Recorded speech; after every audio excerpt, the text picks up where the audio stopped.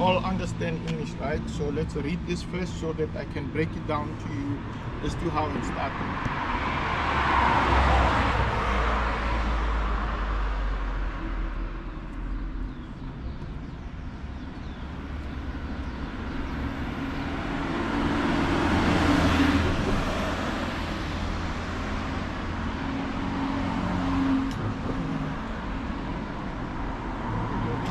Now you look at those years, you'll be able to tell that this is not so long ago. Even though you guys are much younger, but you can tell that this is not so long ago. The 60s, it's not. Yeah. All right, and then at least take a look at this also, the benches, and then I'm gonna explain everything.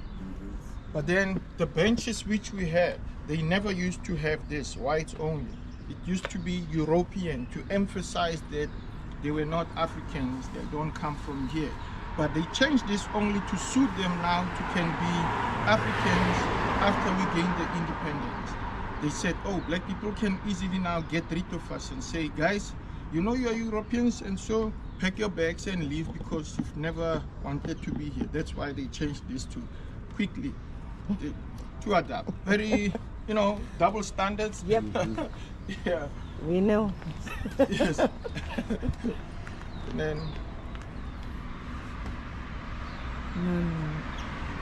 and the one thing that I would like, they promised us this will be fixed soon, because over time, well, the color of the paint becomes so have a look at this. This is the definition of a colored person, which I will explain. A colored is a person who is not a white or a band. So I'll get to all of that. I just want to bring us into the shade and explain this. So if you have questions, you most likely come on over.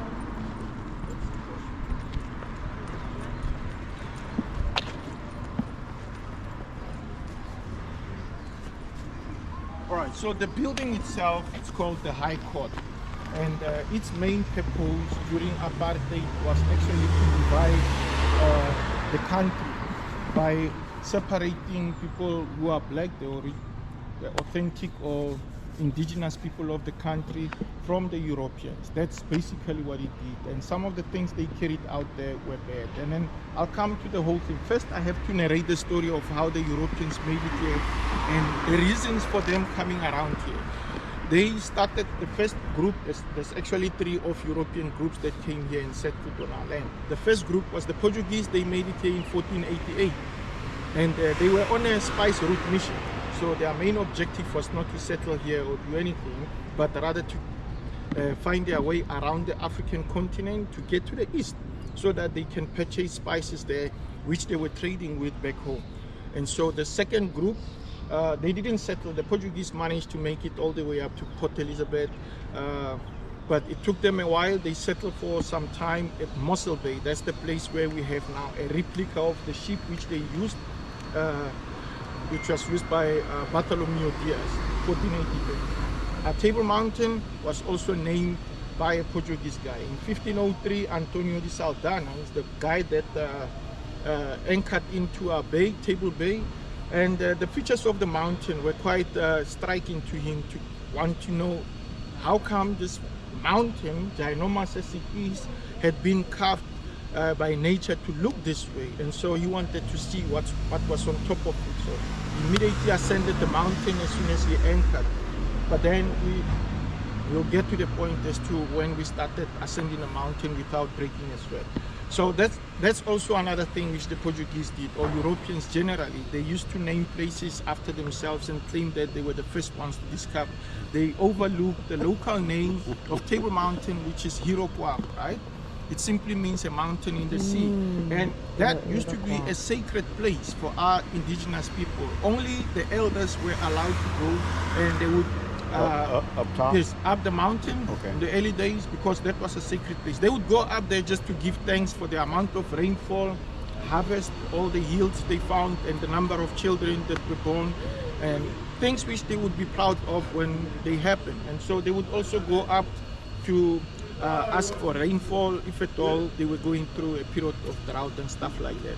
So the Europeans completely ignored that, and they started getting us to go in numbers on top of the mountain, and we enjoyed the mountain to this day. But then the second group that came were that of the Dutch, and the Dutch themselves, they sailed around the Cape on the same mission as the Portuguese, which is that of discovering the spice route. But then when the Dutch came, they made several turns and on their journals, but I have to go back first. When I say Dutch, it's actually a group of people, men specifically, that were employed by a company which was started in the Netherlands. And those that started the company, they must have been 17 in number, because in all the books they indicate that they called themselves the Lord 17. And so they must have chipped in some money in order to kickstart that business. And then in today's term, one may refer to them as board of directors or shareholders of that specific company. So they named their company Dutch East Indian Company. And what they did was to hire men, especially the ones that were not so good in the country. Mostly those whom the country did not necessarily want. So they were the ones also who were more than willing to take such risks of going on large voyages around the continent, so to speak, because back then the currents could take them to countries or places they never intended to, so they were learning. They didn't master that at the time. So these guys were sent around the Cape to get to the east to get those spices.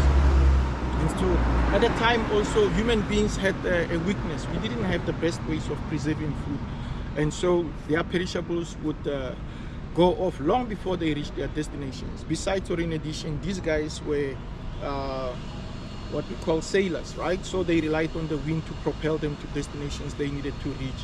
When the wind was not in their favor, they would put down their sails, because then the ground they have covered could easily be lost again.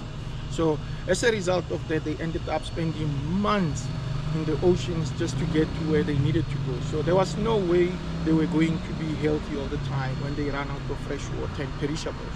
So they started making stops alongside the way to barter with the locals or the people whom they will find there for fresh food, just so they can nest themselves to help. So South Africa's Cape Town happened to be strategically and geographically a best location for them, because it was a halfway distance from the Netherlands to here and from the Cape to the east. So when they discovered that, because on their journals they used to also, they started jotting down the differences of things which they were now encountering and coming across for the first time.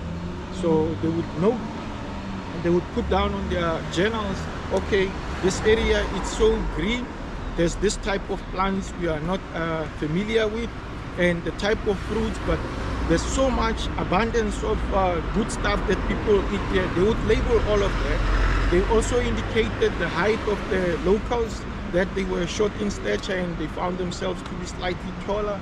And then also the weapons which they were using, they were guns.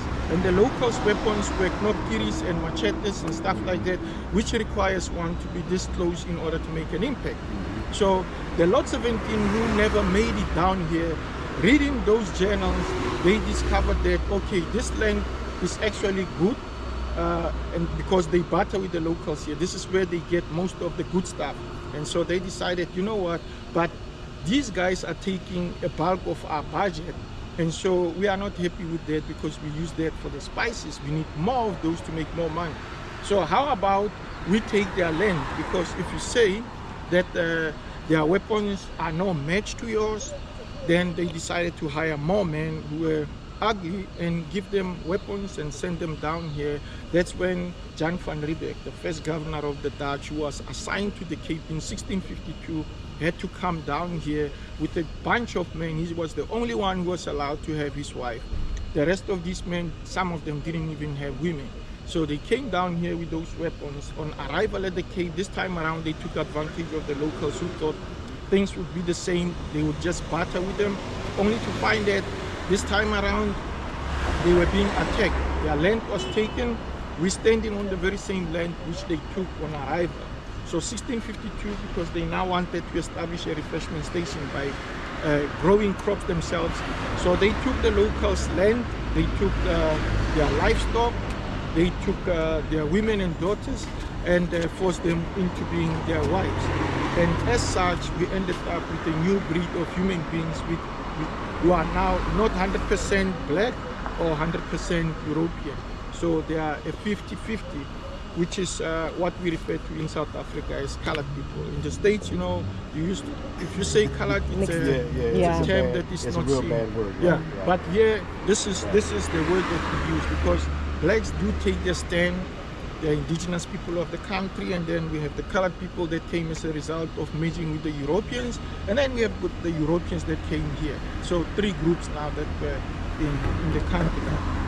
But then, because of that, over a period of time, the Dutch themselves saw it fit to try and cover basically just to try and grow their numbers, because they knew that they were small in numbers, and they were always at loggerheads with the locals who were trying to constantly try and get their stuff back. Yeah, mostly the livestock and the women and daughters. That the most battles were fought over that. And then realizing that also they don't have the weapons that could match these guys, they decided to move into the interior because they were completely forced to do so. And because it dawned on them that it takes a boy child a very long time to grow into being a man that can defend anything, and let alone they had to now have a strategy because of the weapons that were used against them. They could kill from far, and those guys also had cannons which they would fire, and from a distance they would kill so many. So they decided to retract and get more and more into the interior because they were now forced out of the Cape area. So these guys developed this land and cultivated the land in order to grow those crops, so that when their people get here, they can then get those. So this became a refreshment station. Still, it wasn't like they were going to stay all the time. But the land that we're standing on, this is the last of the garden which we are looking at. And then the land we're standing on, it's also part of the garden, stretching all the way. There's a squirrel. Yeah, stretching all the way to walk up, which is where we will be going later. There's the garden, and then to the other side it stretches all the way to District 6. That's how big the garden is to be. It was more than 18 hectares. So we will walk into the garden and we'll get to see some stuff in it. But then, sorry, should have brought my water. So in any case, after they had taken the land and they fought with the locals, and we had a colored community now growing their numbers, they decided to use the colored community to expand. But the main objective was to keep the blacks at bay, because they saw that these guys, it wasn't going to be easy. They were not ready to let go, regardless of them not having anything. They found other ways. They would come at night sometimes. They find ways to try and get their livestock back, because they dependent on it. These are the people that respect nature, so they live on the land knowing that it gives them their lives. Without them respecting it, there was no way they were going to manage. So these guys, they decided to give the colored community better living conditions. In doing so, a number of our black people decided, you know what, this is a good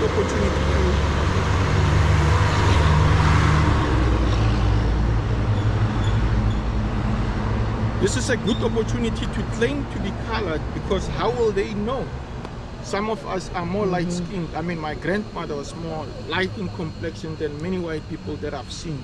So because of that, they decided, you know what, maybe we should go with complexion. The ones who are lighter in complexion, then we'll take them as colored people, give them good benefits. But that happened only because all of us want the best for our lives.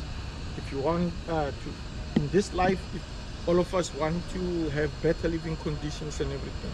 They didn't do it to like the KKK would do, I think.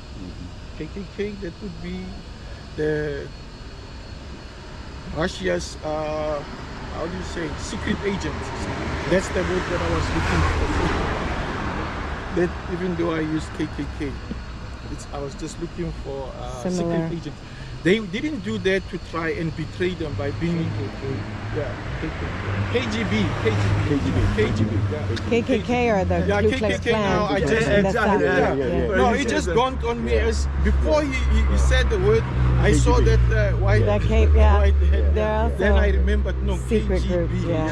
KGB, yeah. So, yeah, it wasn't because black people wanted to spy on them or anything. Those who did, they felt, no, this is a good opportunity for me to have better living conditions and give my family a better life. But when they did that, the Dutch themselves, well, they went with complexion and realized that, okay, there are still colored people who are far much dark in complexion, but then they are colored people. So how do we, how do we get this right without being wrong? So in this courthouse, throughout the country, we had buildings that represented this, where the division now was enforced. So the Dutch themselves, by mere accident, they thought of, they somehow remembered that, wait a minute, observe black people, their hair is kinky. And so as a result, we will introduce what we call the pencil test or the pen test. They will insert the pen in one's hair, believing that for straight hair, the pen will always fall. So that's what was executed here. Hence, families were ripped apart, literally. Because if your hair was going to hold the pen, then you'll be classified differently. They didn't bother about all the other groups which they ended up bringing here because they were not from here in any case. And the only reason why they ended up bringing slaves, because South Africans were never enslaved in their country, they only stopped to try and get South Africans to work for them to get the garden going, because the locals were constantly fighting to get their stuff back, and they didn't focus and take orders well to try and execute their mission. They were on their own mission to say, hey, we're not going to give in to your demands. Who are you? We thought we were, you know, helping you out, but here you are now turning on us and you become this monster that we never expected. So they were constantly fighting to get theirs back. And so then the Dutch decided, you know what? The Lot 17, that consensus was reached by the Lot 17 when they realized that they were losing out on time. They decided, stop trying to get South Africans to work. Rather, let's capture people from different parts as we go on those voyages and then bring them here. They will be helpless and selfless, and so they will have to rely on what we want them to do. So that's when they started abducting people, which is something that you'll get to see. I'm hoping that you'll be willing to go into the museum not so long, just so you can at least get an idea, because many people are only informed or knowledgeable or aware of the transatlantic slave trade. They are not aware that South Africa ended up having slaves being brought here, so from as far as India, Indonesia, Malaysia, West Africa and East Africa, but there are many other countries in between which they ended up abducting people and bringing them here to get this garden going. Oh wow. So that's how they started this. But the whole house now, I mean the whole thing, structure was then used for that. But fast forward, with them doing that, giving benefits to the colored community and black people who decided to, in books they will explain, they will put it this way, to say black people that actually decided to claim to be colored were chameleons. They use the term chameleons because it can change color to adapt or to camouflage wherever it is. So those are called chameleons that managed. But then when the Dutch realized, no man, that these numbers are growing at an alarming rate, even after introducing the pencil test, that's when the numbers started slowing down, because now it was bad. I remember with our neighbors, the husband was black and the wife colored, and they had 5 children. We were all young. 3 of them had straight hair a bit, 2 girls and 1 guy had a little bit of straight hair, but the other 2 had curly hair.